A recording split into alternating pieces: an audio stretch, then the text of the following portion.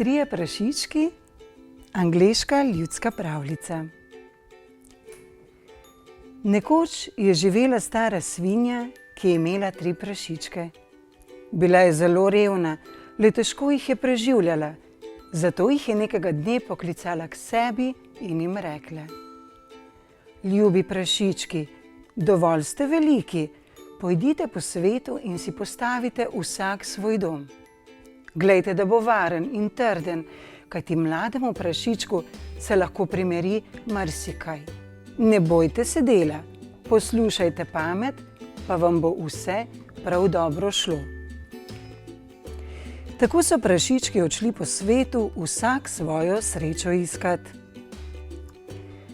Prvi je šel in srečal moža, ki je nosil slamo.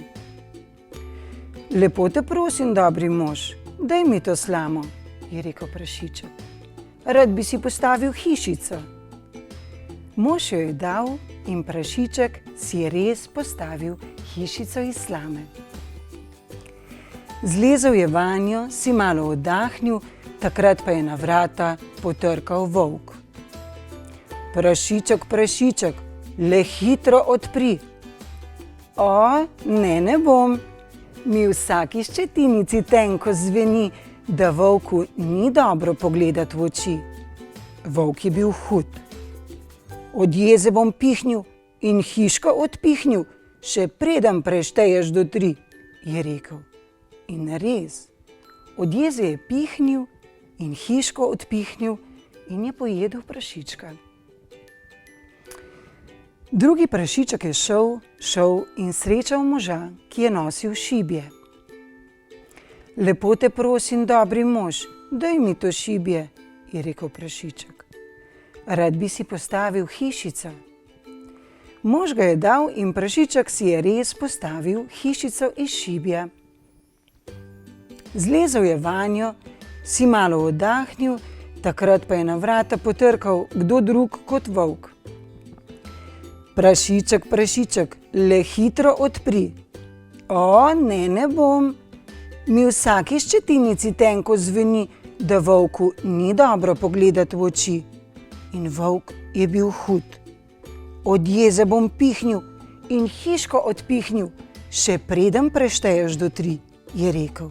In res, od jeze je pihnil in hišo odpihnil in je pojedel prašička. Tretji prašiček je šel in srečal moža, ki je vozil opeko. Lepo te prosim, dobri mož, daj mi to opeko, je rekel prašiček. Rad bi si postavil hišico. Mož jo je dal in prašiček si je res sezidal hišo iz opeke. Zlezel je vanjo, si malo oddahnil, a že je pred vrati zopet stal volk.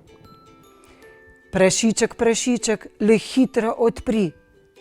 O, ne bom.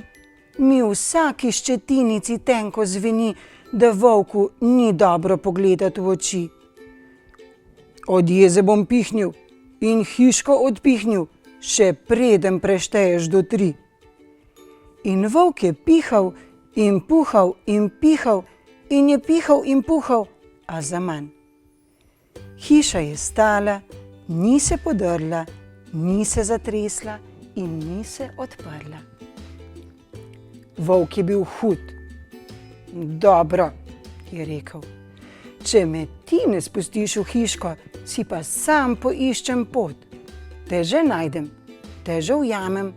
O, volku ne uideš kar tako. In je sklenil, da se do prašička pririne skozi dimnik. Splezal je na streho, a prašiček je hitro uganil, kaj bi volk rad. Zato je brž podkuril, nad ogenj je postavil največji lonec in v njem zavrel vodo. Volk se je spustil skozi dimnik in padel naravnost v lonec. Tam se je skuhal in prašičku se ga ni bilo treba več bati. Zdaj je imel mir pred njim.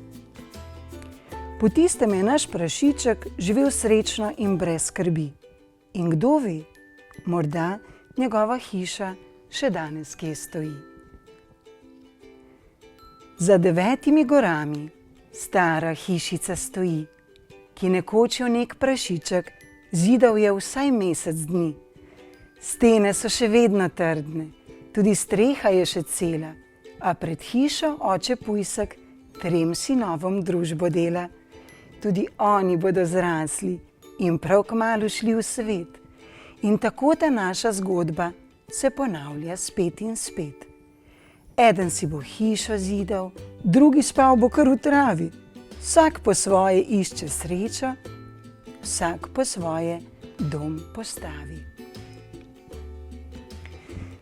Dragi otroci, prebrala sem vam knjigo Trije prašički, se pravi angleško ljudsko pravljico. Zdaj vas pa naprošam, da narišete kaj, kar ste si zapomnili iz zgodbe. Morda, kaj se je zgodilo s prašički, kaj je počel volk, kako so prašički gradili svoje hiške. Kaj vam je ostalo v spominu? Narišite risbice in potem vas prosim, da jih pošljete na uredništvo@bled.tv. Ko pa boste v naravi, pa lahko naberete za prvo hiško, ki jo je gradil iz slame, rožice in poskušate zgraditi hiško. V drugi zgradite iz vejic hiško in poskušate tudi iz kamnov zgraditi hiško. Katera se bo prej podrla? Bodite zdravi in upam, da se vidimo kmalu.